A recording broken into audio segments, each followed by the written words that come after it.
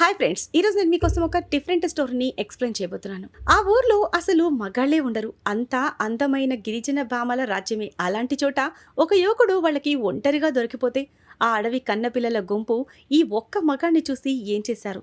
వాళ్ళ మధ్యలో ఇతను నలిగిపోతూ చేసిన ఆ ఎంజాయ్మెంట్, ఆ రచ్చ చూస్తే మీ మైండ్ బ్లాంక్ అవ్వాల్సిందే. ఆ రాత్రి అడవిలో అసలేం జరిగిందో తెలిస్తే మీరు అస్సలు నమ్మలేరు. మూవీ స్టార్టింగ్ లో గావో అనే ఒక యువకుడు లోయ కింద పడిపోయిన తన కార్లో స్పృహ లేకుండా పడుంటాడు. అప్పుడే ఆ గ్రామానికి చెందిన జింగ్ అనే అమ్మాయి కొంత దూరం నుండి ఆ కారును గమనిస్తుంది. కాసేపటికి గావోకు మెలకు వస్తుంది. అతను అతి కష్టంతో కారు నుండి బయటకొచ్చి నడవడానికి ప్రయత్నిస్తాడు. కానీ అతని ప్రమాదం జరిగిన చోటు నుండి కొన్ని మీటర్లు కూడా వెళ్లకముందే జింగ్ అతని దగ్గరికి వచ్చి ఒక రాయితో కొట్టి అతన్ని స్పృహ కోల్పోయేలా చేస్తుంది. ఇప్పుడు కథ 8 గంటల వెనక్కి వెళ్తుంది. గావో ఒక జెమ్ హంటర్, అంటే రత్నాలను వెతికేవాడు. అతను తన డీలర్ షానా, టెక్నీషియన్ కెన్లతో కలిసి ఒక రోడ్డు పక్కన నిలబడి ఉంటాడు. అక్కడ ఇద్దరు వ్యక్తులు ఒక కార్లో ఉండి తననే గమనిస్తున్నట్లు గావో గుర్తిస్తాడు. వాళ్ళు తనను పట్టుకోవడానికి వచ్చిన రౌడీలని అతనికి అర్థమవుతుంది. దాంతో గావో తన స్నేహితులకు గుడ్ నైట్ చెప్పి కార్లో వేగంగా వెళ్ళిపోతాడు. అతను ఊహించినట్లుగానే ఆ వ్యక్తులు కూడా కార్లో అతన్ని వెంబడిస్తారు.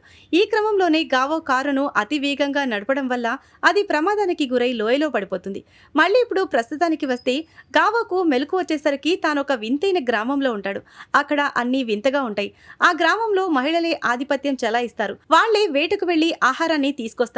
పురుషులు మాత్రం ఇంట్లోనే ఉండి వంటలు చేయడం, పిల్లలను చూసుకోవడం వంటి పనులు చేస్తారు. అక్కడ తల్లులు సైనికులుగా ఉండి తమ భర్తలను కాపాడుతూ ఉంటారు. ఆ గ్రామం బయటి ప్రపంచంతో ఎలాంటి సంబంధం లేకుండా ఉంటుంది. వాళ్ళకి ఆధునిక సాంకేతికత గురించి అస్సలు తెలీదు. జింగ్ ఆ తెగకు రాణి అని తెలుసుకున్న గావో ఒక్కసారిగా ఆశ్చర్యపోతాడు. మొదట్లో అతను దీన్ని నమ్మడు.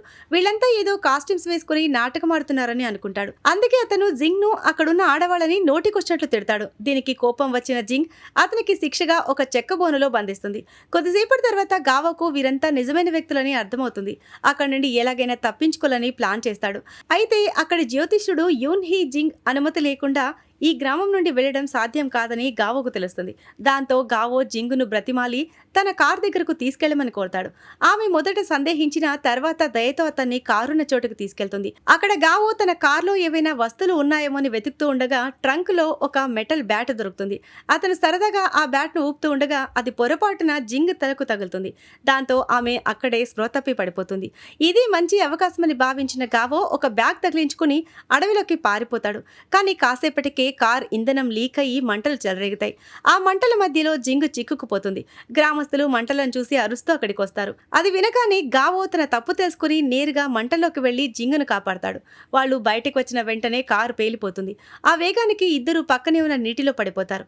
ఆ తర్వాత గావో తన బ్యాగులో ఉన్న ఫోన్ తీసి పాటలు ప్లే చేస్తాడు. ఆ శబ్దానికి జింగ్ అక్కడికి వస్తుంది. ఆ వింత పరికరాన్ని చూసి ఆమె భయపడి పగలగొట్టడానికి ప్రయత్నిస్తుంది. కానీ అది హాని చేయదని గావో ఆమెకు నచ్చజెప్తాడు. ఇద్దరు కలిసి ఇయర్ ఫోన్స్ లో పాటలు వింటూ నిద్రపోతారు. మరుసటి రోజు ఉదయం గావో ఆ గదిలో వెతుకుతూ ఉండగా ఒక విలువైన నీలం రంగు రత్నం కనిపిస్తుంది. అది తన తల్లి జ్ఞాపకమని జింగ్ చెప్తుంది. ఆ రత్నంపై కన్నేసిన గావో దాన్ని దక్కించుకోవడం కోసం నూడిల్స్, నవలలు, తన ఫోన్ కూడా ఆఫర్ చేస్తాడు. కానీ జింగ్ అది తనకు ప్రాణంతో సమానం అని చెప్పి ఇవ్వడానికి నిరాకరిస్తుంది. గావో ఆ రత్నం ఇవ్వడానికి జింగ్ నిరాకరించడంతో నిరాశ చెందుతాడు. కానీ ఎలాగైనా దాన్ని దొంగలించాలని నిర్ణయించుకుంటాడు. ఈ రోజు సాయంత్రం నక్షత్రాలను కలిసి చూద్దామని జింగ్ గావోను రమ్మని ఆహ్వానిస్తుంది. అందుకు గావో ఒప్పుకోగానే ఆమె సిగ్గుపడుతూ అక్కడి నుండి వెళ్లిపోతుంది. ఆ రాత్రి వాళ్ళిద్దరూ పడుకుని ఆకాశం వైపు చూస్తూ ఉండగా జింగ్ ఒక్కసారిగా గావోపై పడి అతని బట్టలు విప్పడానికి ప్రయత్నిస్తుంది. గావో ఆశ్చర్యపోయి ఆమెను పక్కకు నెట్టేస్తాడు. దాంతో వాళ్ళిద్దరి మధ్య పెద్ద వాదం జరుగుతుంది. ఈ క్రమంలోనే గావోకు ఒక విషయం అర్థమవుతుంది. ఆ వింత గ్రామంలో నక్షత్రాలను చూడటం అంటే శృంగారంలో పాల్గొనడం అని అర్థం. ఆ పరిస్థితి నుండి తప్పించుకోవడానికి గావో గ్రామం వైపు పరుగులు పెడతాడు. జింగ్ అతన్ని వెంబడిస్తుంది. గావో ప్రవర్తనకు కోపం వచ్చిన జింగ్ అతన్ని మళ్లీ బంధిస్తుంది. అప్పుడు గావో ఆమెకు వివరిస్తూ తన ఊర్లో ఈ మాటకు అర్థం వేరని, తమ దగ్గర ప్రేమను వ్యక్తం చేయడానికి మంచు కురిసే వరకు వేచి చూస్తారని చెప్తాడు. జింగ్ అతని మాటలను అర్థం చేసుకున్నప్పటికీ ఆ రాత్రికి అతన్ని జైల్లోనే ఉంచుతుంది. మరోవైపు నగరంలో షానా, కేన్ గావో కోసం తీవ్రంగా వెతుకుతూ ఉంటారు. ప్రమాదం జరిగిన చోటుకు వెళ్లి చూసినా వాళ్ళకేమీ దొరకదు. కేన్ ఒక డ్రోన్ సహాయంతో ఆ ప్రాంతాన్ని గాలించాలని చూస్తాడు. కానీ అక్కడి అయస్కాంత క్షేత్రం వల్ల డ్రోన్ సిగ్నల్ కట్ అయ్యి మానిటర్ బ్లాంక్ అయిపోతుంది. వాళ్ళు తిరిగి ఇంటికి వచ్చేసరికి లియాన్ అనే బిజినెస్ ఉమెన్ అక్కడ కనిపిస్తుంది. గావో ఆమెతో ఒక అగ్రిమెంట్ చేసుకుని ఉంటాడు. దాని ప్రకారం ప్రతి 15 రోజులకు ఒకసారి ఆమెను కలవాలి, లేదంటే 60 మిలియన్ల జరిమానా కట్టాలి. గావో కనిపించకుండా అప్పటికి 13 రోజులు కావడంతో ఆమె అక్కడికి వస్తుంది. గావో పర్వతాల దగ్గరకు వెళ్ళాడని షానా అబద్ధం చెప్తుంది. లియాన్ అది నమ్మకపోయినా అతని వెతకడానికి వాళ్ళకి 48 గంటల సమయం ఇస్తుంది. మళ్ళీ గ్రామంలోకి వస్తే జింగ్ గావోను అడవిలోకి తీసుకెళ్తుంది. అక్కడ ఆమె తన ప్రేమను వ్యక్తం చేస్తూ గావో తల మీద కోడి రక్తాన్ని కుమ్మరిస్తుంది. నిజానికి గావో రాత్రి మంచు గురించి చెబితే జింగ్ దాన్ని బ్లడ్ గా అర్థం చేసుకుని ఉంటుంది. చైనీస్ భాషలో ఆ 2 పదాలు ఒకేలా వినిపిస్తాయి. ఆమె చేసిన పనికి గావో విసుగు చెంది వెళ్లిపోతూ ఉండగా ఒక ఉచ్చులో చిక్కుకుపోతాడు. తనను విడిపించమని అతను వేడుకోగా తన పెళ్లి ప్రతిపదను అంగీకరిస్తేనే వదిలేస్తానని జింగ్ షరతు పెడుతుంది. తప్పనిసరి పరిస్థితుల్లో గావో అందుకు ఒప్పుకుంటాడు. తిరిగి వస్తున్న దారిలో గావోకు కేన్ పంపిన డ్రోన్ తాలూకు ఒక ముక్క కనిపిస్తుంది. తన స్నేహితులు తన కోసం వెతుకుతున్నారని అర్థం చేసుకున్న గావో ఎలాగైనా ఇక్కడి నుండి పారిపోవాలని నిశ్చయించుకుంటాడు. ఆ రాత్రి వాళ్ళిద్దరూ మాట్లాడుకుంటూ మరుసటి రోజు పెళ్లి చేసుకోవాలని నిర్ణయించుకుంటారు. ఆ మాటల్లోనే అడవిలో ఒక రహస్య గుహ ఉందని, అది గ్రామ సరిహద్దు వరకు వెళ్తుందని గావో తెలుసుకుంటాడు. అది తన దారని అతను ప్లాన్ వేస్తాడు. అలాగే గ్రామంలో ద్రాక్షారసం నిల్వ చేసే చోటుకు జింగును తీసుకువెళ్లమని కోరుతాడు. ఆమె అతన్ని అక్కడికి తీసుకెళ్తున్నప్పుడు ఎవరికీ తెలియకుండా గావో ఆ మద్యం డబ్బాలో నిద్రమాత్రలు కల్పిస్తాడు. పెళ్లి రోజు గ్రామస్తులందరూ అది తాగి స్పృహ తప్పిపోతే తాను తప్పించుకోవచ్చని అతను ప్లాన్ వేస్తాడు. ఆ తర్వాత వాళ్ళు గదికి చేరుకున్నాక జింగ్ తన దగ్గర ఉన్న నీలం రంగు రత్నాన్ని పెళ్లి కానుకగా గావోకిస్తుంది. దాంతో గావో మనసులో కొంత నేరభావం కలుగుతుంది. కానీ ఆ రత్నాన్ని తీసుకున్నప్పటికీ గావో మనసులో ఎక్కడో చిన్న బాధ ఉంటుంది. మరుసటి రోజు రాత్రి వాళ్ళిద్దరి వివాహ వేడుక ఆ తెగ ఆచారాల ప్రకారం చాలా వింతగా జరుగుతుంది. జింగ్ మోకాళ్లపై నిలబడి గావోపై తనకున్న ప్రేమను వ్యక్తపరుస్తుంది. గావో ఆమెను భార్యగా అంగీకరించిన తర్వాత గ్రామస్తులందరూ కలిసి పాటలు పాడుతూ నూతన వధూవరులతో కలిసి డాన్స్ చేస్తారు. వేడుక ముగిసే సమయంలో గావో అందరికీ వైన్ ఇస్తూ టోస్ట్ చెప్తాడు. గ్రామస్తులందరూ ఆ నిద్రమాత్రలు కలిపిన వైన్ తాగేస్తారు. కానీ గావో మాత్రం ఎవరూ చూడకుండా తన గిన్నెలోని వైన్ పక్కకు పారబోస్తాడు. కొన్ని గంటల తర్వాత ఊళ్ళో వాళ్ళందరూ గాఢ నిద్రలో జారుకుంటారు. ఇది అదనుగా భావించిన గావో తన బ్యాగ్ సర్దుకుని గ్రామం నుండి బయటపడతాడు. అడవి గుండా ప్రయాణించి చివరికి బయట ప్రపంచానికి దారి చూపించే ఆ రహస్య గుహ దగ్గరకు చేరుకుంటాడు. ఆ చీకటి గుహలో ప్రయాణించి మరుసటి రోజు ఉదయానికి ఒక పర్వతం పైకి చేరుకుంటాడు. అక్కడ నుండి రోడ్డు కనిపించడంతో సంతోషంగా నగరానికి బయలుదేరుతాడు. ఇక్కడ నగరంలో లియాన్ ఇచ్చిన 48 గంటల గడువు ముగిసిపోతుంది. ఆమె తన మనుషులతో కలిసి గావో ఇంటికి వచ్చి షానా కేన్లను నిలదీస్తుంది. వాళ్ళు తమకేమీ తెలియదని చెప్పడంతో లియాన్ ఆ ఇంటిని తన పేరు మీద రాసేయమని బలవంతం చేస్తుంది. షానా నిరాకరించినప్పటికీ లియాన్ మనుషులు వాళ్ళని బంధించి బలవంతంగా వేలిముద్రలు వేయించుకోవాలని చూస్తారు. సరిగ్గా అదే సమయానికి గావో తలుపు తీసుకుని లోపలికొస్తాడు. ఆ గందరగోళాన్ని ఆసరగా తీసుకుని కేన్ ఆ కాంట్రాక్ట్ పేపర్ను నమిలి మింగేస్తాడు. లియాన్ చేసేదేమీ లేక మళ్ళీ కలుస్తానని చెప్పి అక్కడి నుండి వెళ్ళిపోతుంది. గావో ఫ్రెష్ అయ్యి తన స్నేహితులతో కలిసి భోజనం చేస్తాడు. తాను ఎక్కడికి వెళ్ళాడో చెప్తే ఆ గ్రామానికి ఆపద కలుగుతుందని భావించి గావో అబద్ధాలు చెప్పి తప్పించుకుంటాడు. ఆ తర్వాత తాను తెచ్చిన నీలం రంగు రత్నాన్ని వాళ్ళకు చూపిస్తాడు. అంత పెద్ద రత్నాన్ని చూసి వాళ్ళు ఆశ్చర్యపోతారు.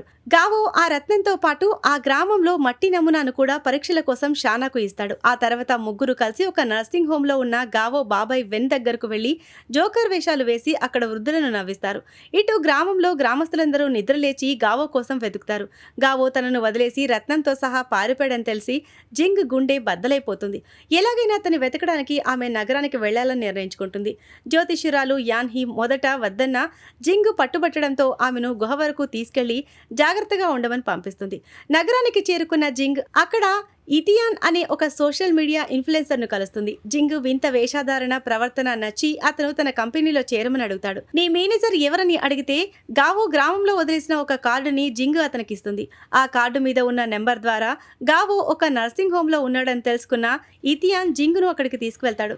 అక్కడికి చేరుకోగానే గావో దూరం నుండి జింగును చూసి ఆమె కంటపడకుండా ఉండటానికి పొదల వెనక తాక్కుని గమనిస్తూ ఉంటాడు. అప్పుడు జింగ్ ఆ నర్సింగ్ హోమ్ అంతా వెతికి ఇక గావో దొరకడని నిరాశతో బయటకు వెళ్తూ ఉంటుంది. కానీ సరిగ్గా అదే సమయంలో పొదల వెనక దాక్కున్న గావోకు తుమ్ము రావడంతో ఆమె ఆగిపోయి వెనక్కి తిరిగి చూస్తుంది. గావో జోకర్ వేషంలో బయటకొస్తాడు. కానీ ఆ వింత రూపంలో ఉన్నది గావో అని జింగ్ గుర్తుపట్టలేకపోతుంది. ఆ జోకర్ గెంతుకుంటూ అక్కడి నుండి వెళ్ళిపోవడాన్ని ఆమె ఆశ్చర్యంగా చూస్తూ ఉండిపోతుంది. పాపం జింగుకు ఈ ఆధునిక ప్రపంచం చాలా వింతగా గందరగోళంగా అనిపిస్తుంది. కాసేపటికి ఆమె ఇథియాన్తో కలిసి కారులో బయలుదేరుతుంది. దారిలో వాళ్ళు మాట్లాడుకుంటూ ఉండగా జోకర్లు అనేవి వింత జీవులు కావని, మనుషులే ముసుగులు వేసుకుంటారని ఇథియాన్ చెప్తాడు. అది వినగానే జింగ్ షాక్ అవుతుంది. ఇందాక తాను చూసిన జోకర్ గావో అని ఆమెకు అర్థమవుతుంది.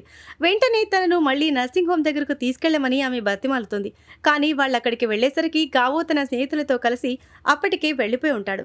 జింగ్ తీవ్ర నిరాశకు గురవుతుంది. ఇథియాన్ ఆమెను తన ఇంటికి రమ్మని ఆహ్వానించినా ఆమె ఒప్పుకోదు. గావో మళ్లీ వస్తాడనే నమ్మకంతో ఆ నర్సింగ్ హోమ్ ముందే కూర్చుని ఉండిపోతుంది. భారీ వర్షం కురుస్తున్నా సరే ఆమె అక్కడి నుండి కదలదు. మరోవైపు గావో జింగుకు కనపడకుండా దాక్కున్నందుకు నేరభావంతో బాధపడుతూ ఆమె ఎక్కడుందో కనుక్కోమని కెన్కి చెప్తాడు. జింగ్ ఇంకా నర్సింగ్ హోమ్ దగ్గరే వర్షంలో తడుస్తూ ఉందని కెన్ చెప్పగానే గావో వెంటనే తన కారులో అక్కడికి బయలుదేరతాడు. అక్కడ వర్షంలో కూర్చున్న జింగును చూడగానే గావో కారు ఆపి విండో కిందకు దించుతాడు. గావోను చూడగానే జింగు ఒక్కసారిగా ఆవేశంతో అతని చొక్కా పట్టుకుంటుంది. గావో భయపడిపోయి తనను కొట్టొద్దని వేడుకుంటూ వర్షంలో మనుషులను కొట్టడం తప్పని ఒక వింత అబద్ధం చెప్తాడు. అమాయకురైన జింగ్ అది నమ్మి కోపాన్ని తగ్గించుకుని అతని కారు ఎక్కుతుంది. గావో ఆమెను తన ఇంటికి తీసుకువస్తాడు. రాగానే జింగ్ తన బాణాన్ని అతని వైపు ఎక్కుపెడుతుంది. కానీ గావో ఆమెను శాంతింపజేసి ఆయుధాన్ని పక్కన పెట్టిస్తాడు. జింగ్ తన నీలం రత్నాన్ని తిరిగివ్వమని అడగ్గా గావో ఆమె దృష్టిని మళ్లించడానికి ఒక కేక్ ఇస్తాడు. ఆ తీయని కేక్ రుచి చూసిన జింగ్ రత్నం సంగతి మర్చిపోయి దాన్ని ఎంతో ఇష్టంగా తింటుంది. ఆ రోజంతా ఆమె ఆ ఇల్లంతా తిరుగుతూ కొత్త వాతావరణానికి అలవాటు పడడానికి ప్రయత్నిస్తుంది. టీవీని చూసి అది ఏదో రాక్షసి అనుకుని బాణంతో కొడుతుంది. కానీ అది ఒక వస్తువు మాత్రమేనని, దానివల్ల ప్రమాదం లేదని గావో వివరిస్తాడు. ఆ ఆధునిక వస్తువులను చూసి ఆమె మురిసిపోతుంది. ఒక ఈకల దిండును పగలగొట్టి ఆ ఈకలన్నింటినీ గాల్లో ఎగరేస్తూ ఇల్లంతా గందరగోళం చేస్తుంది. మరుసటి రోజు షానా గావో ఇంటికి వస్తుంది. అక్కడ హాల్ అంతా చెత్త చెదారంగా ఉండటం చూసి ఆమె షాక్ అవుతుంది. అప్పుడే జింగు నూడిల్స్ తింటూ ఆమె ముందుకొస్తుంది. షానా కోపంతో ఆ నూడిల్స్ గిన్నెను లాక్కుని ఎవరు నువ్వు, గావోతో నీకేం సంబంధమని గట్టిగా అడుగుతుంది. షానా ప్రవర్తనకు కోపం వచ్చిన జింగ్ ఆమె ముఖాన్ని పట్టుకుని గట్టిగా అదిమేస్తుంది. షానా భయంతో అరచిన అరుపులకు గావో నిద్రలేచి కిందకు పరిగెత్తుకుంటూ వస్తాడు. అక్కడ షానా నోట్లో గుడ్డలు పెట్టి గొంగళిలో చుట్టేసి ఉండటం చూసి గావో హడలిపోతాడు. జింగ్ వల్లే ఇదంతా జరిగిందని తెలుసుకున్న గావో వెంటనే షానాను విడిపించి పై అంతస్తులో తన గదిలోకి తీసుకువెళ్తాడు. అక్కడ షానాకు అసలు నిజం చెప్తాడు.